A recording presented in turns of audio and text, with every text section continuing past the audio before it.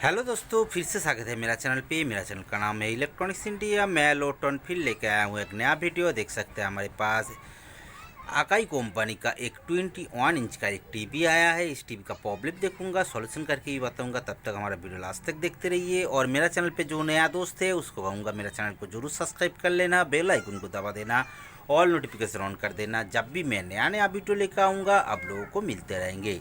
ठीक है दोस्तों, इस टीवी का प्रॉब्लम क्या है वो पहले देख लेते हैं। दोस्तों, जब मैं टीवी को पावर देता हूँ,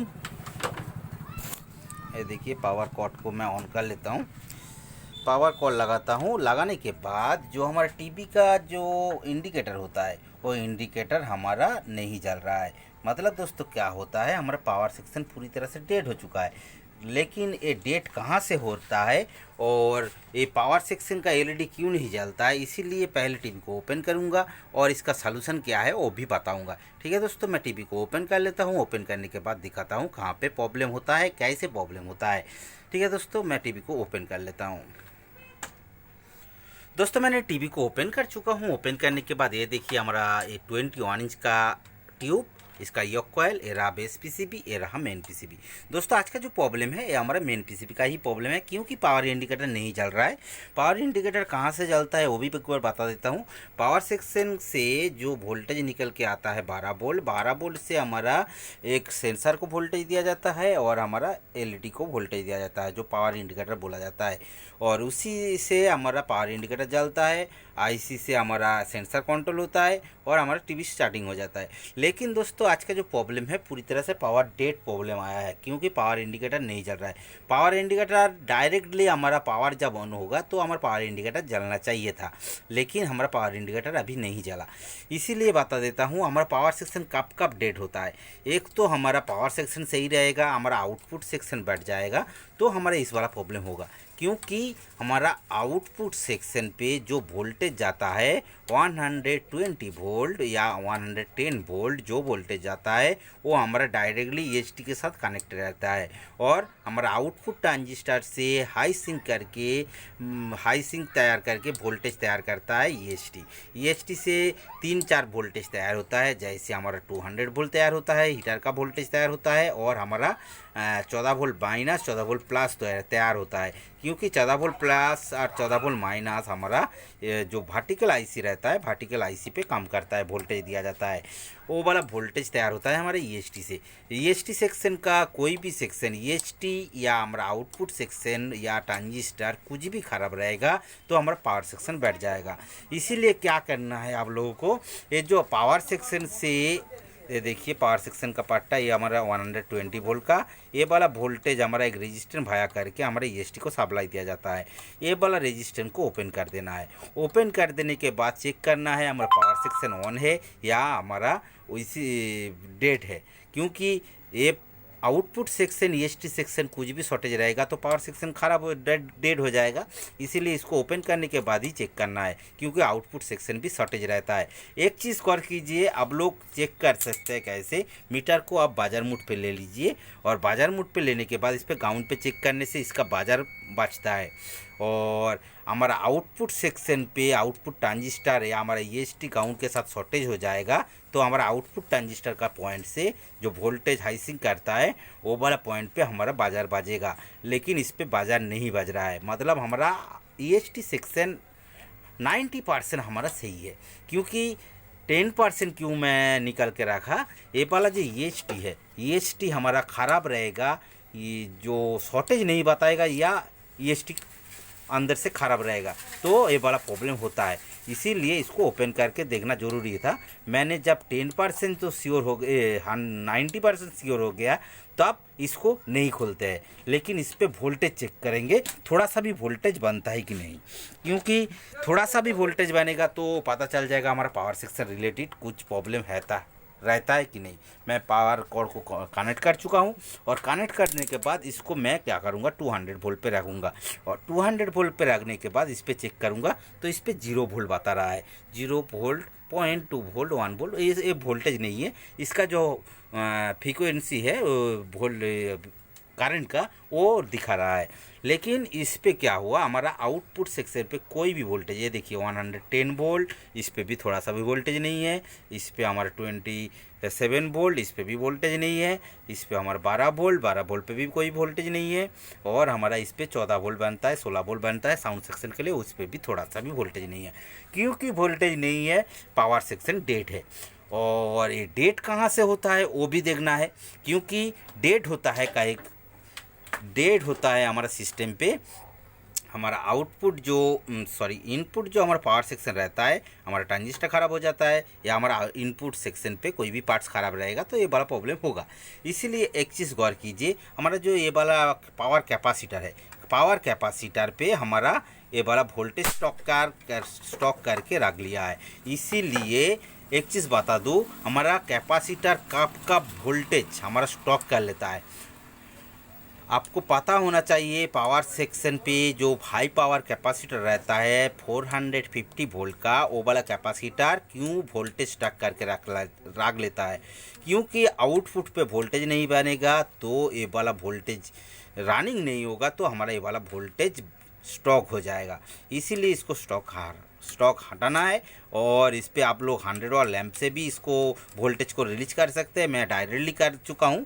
और एक चीज़ गौर कीजिए, मैं ये वाला ट्रांजिस्टर को भी चेक करना है, ट्रांजिस्टर शॉर्टेज रहेगा तो हमारा आउटपुट ट्रांजिस्टर इनपुट जो हमारा फ्यूज होता है फ्यूज उड़ जाएगा। लेकिन इस पर हमारा इनपुट फ्यूज सही है, इसीलिए ही पावर सेक्शन पे हमारा पावर जो हाई पावर कैपेसिटर है वो हाई दिखा रहा है, वोल्टेज दिखा रहा है। इसीलिए इनपुट पे वोल्टेज आ रहा है, हमारा एसी इन हो गया, इन होने के बाद ब्रिज रेक्टिफायर से हमारा कैपेसिटर पे वोल्टेज आ गया।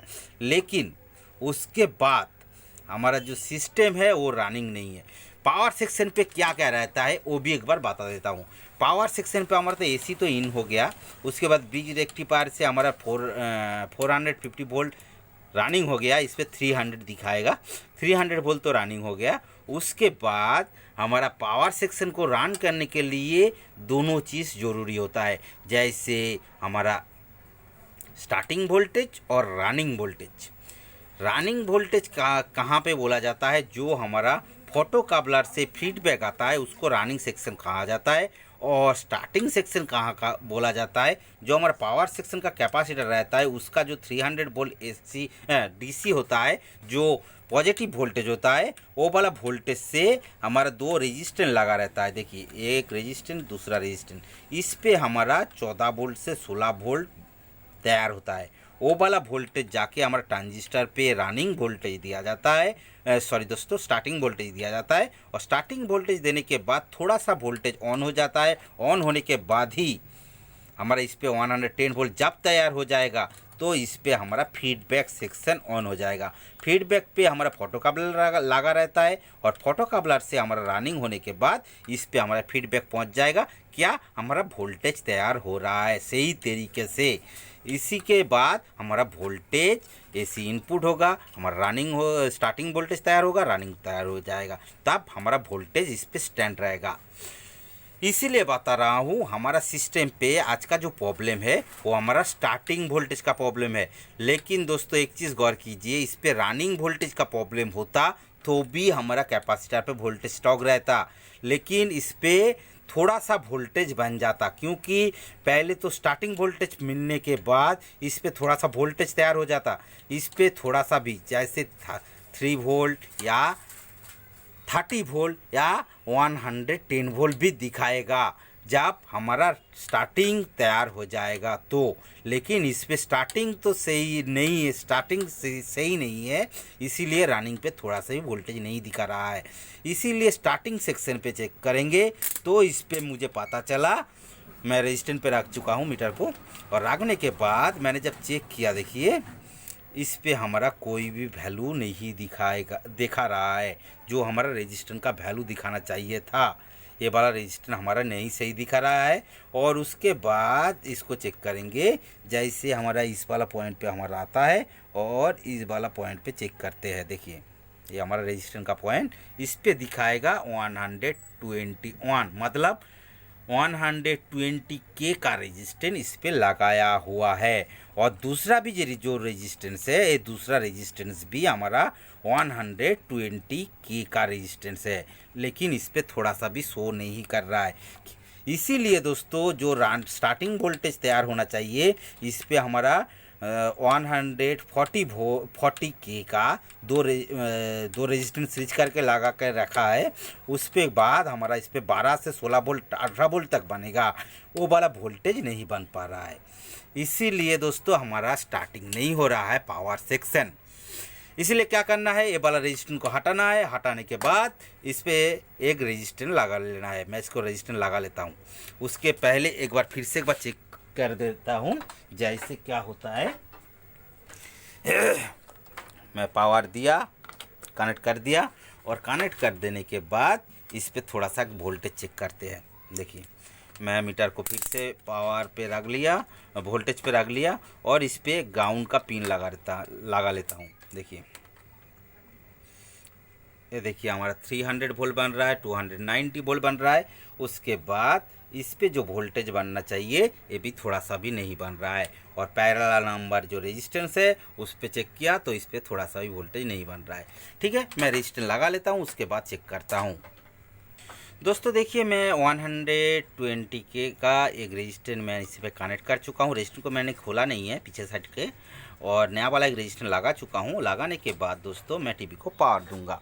ये देखिए पावर दे दिया, और पावर देने के बाद दोस्तों मैंने फिर से एक बार वोल्टेज चेक करेंगे। जैसे हमारा ये वाला हमारा नेगेटिव हो गया और दूसरा ये हमारा पॉजिटिव हो गया। पॉजिटिव पे हमारा 178 दिखा रहा है, सॉरी 270 वोल्ट दिखा रहा है।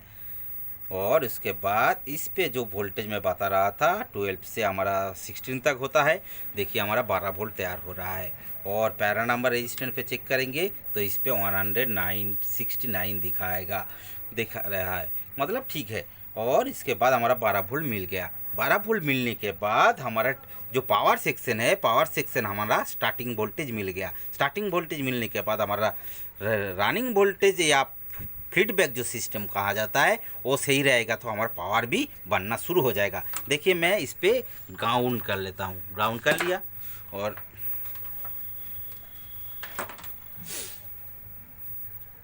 मैं ग्राउंड कर लिया, और ग्राउंड करने के बाद इस पे वोल्टेज चेक करेंगे। 200 पे लग लिया, और 200 पे लगने के बाद इस पे हमारा 115 वोल्ट बनना शुरू हो गया है। उसके बाद दूसरा वोल्टेज चेक कर लेते हैं। जैसे देखिए 27 बता रहा है, और तीसरा वोल्टेज हमारा 10.3 है। 12 वोल्ट का पॉइंट है, 10.3 सही है। और उसके बाद एक वोल्टेज तैयार होता है जो साउंड सेक्शन के लिए 17 वोल्ट मिल रहा है। मतलब हमारा पावर सेक्शन पूरी तरह से डेड हो गया था, इसीलिए ही हमारा सिस्टम चालू नहीं था, रनिंग नहीं था, और हमारा पावर इंडिकेटर भी नहीं चल रहा था। और हमारा पावर सेक्शन रनिंग होने के बाद दोस्तों हमारा टीवी भी रनिंग हो चुका है, पिक्चर भी चालू हो चुका है। मतलब दोस्तों क्या हुआ, आज का जो प्रॉब्लम था वो प्रॉब्लम सॉल्व है। मतलब आज का जो प्रॉब्लम था वो हमारा पावर सेक्शन का प्रॉब्लम था। उसके बाद मैंने जब चेक किया इसका स्टार्टिंग वोल्टेज प्रॉब्लम था, और स्टार्टिंग वोल्टेज को सही कर देने से हमारा सिस्टम ओके हो गया है। ठीक है दोस्तों, इसी तरह का नया नया वीडियो मिलने के लिए मेरा चैनल को जरूर सब्सक्राइब कर लेना, बेल आइकन को दबा देना, ऑल नोटिफिकेशन ऑन कर देना। ऐसे वाला प्रॉब्लम जब भी मैं टीवी का प्रॉब्लम लेके आऊँगा आप लोगों को पहले मिलते रहेंगे। ठीक है दोस्तों, मिलते हैं नेक्स्ट वीडियो पर, तब तक के लिए दोस्तों गुड बाय।